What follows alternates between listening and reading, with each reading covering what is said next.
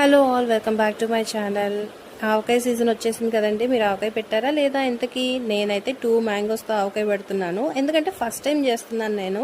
So ఎక్కువ quantity ఎందుకు చేయడం అన్నట్టు 2 మ్యాంగోస్తో పెడుతున్నాను. ఫస్ట్ అయితే నేను ఆవాలు మెంతులు ఇలా మిక్సీ జార్లో వేసి నేను మెత్తటి పౌడర్ లాగా చేసుకున్నాను. యాక్చువల్గా ఏది ఎంత క్వాంటిటీ వేయాలో కూడా నాకు తెలియదు, కానీ అన్నీ కూడా అప్రాక్సిమేట్గా వేసుకుంటూ వచ్చాను. అండ్ ఇలా వెల్లుల్లి కూడా అంతా తొక్కు తీసి పెట్టుకున్నాను పక్కన. సో నేను ఆవపిండి మెంతిపిండి రెండు మిక్స్ చేసుకున్నాను కదండి, అది వచ్చేసి 1.5 కప్పు దాకా వచ్చింది మెజర్మెంట్. తర్వాత దానికి తగ్గట్టు ఒక 2 కప్స్ దాకా కారం తీసుకున్నాను. ఈ కారం వచ్చేసి మా అత్తయ్య ఇంట్లో తయారు చేసి మాకు పంపిస్తారనమాట.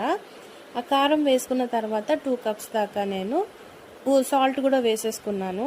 అయితే కొంతమంది వేపి చేస్తారు, కొంతమంది పచ్చిగానే అన్నీ కలుపుతారు కదా. నేనైతే పచ్చిగానే కలిపాను. తర్వాత చక్కగా వాష్ చేసుకొని ఒక పొడి క్లాత్తో తుడుచుకున్న మ్యాంగోస్ ఇలా చిన్న చిన్న ముక్కలుగా కట్ చేసుకున్నాను. అవి కూడా వేసేసాను ఇందులో. అండ్ నేను ఇందాక పీల్ తీసి పెట్టుకున్న వెల్లుల్లి రెబ్బలు ఉన్నాయి కదా, అవి కూడా వేసేసి ఆల్మోస్ట్ కొంచెం ఒక 1/2 టీ స్పూన్ దాకా మెంతులు వేసుకున్నాను. ఇలా ఒకసారి మిక్స్ చేసేసుకున్న తర్వాత ఒక 1/2 ప్యాకెట్ దాకా ఆయిల్ వేసాను, అంటే ఒక 1/2 లీటర్ దాకా పట్టింది నాకు.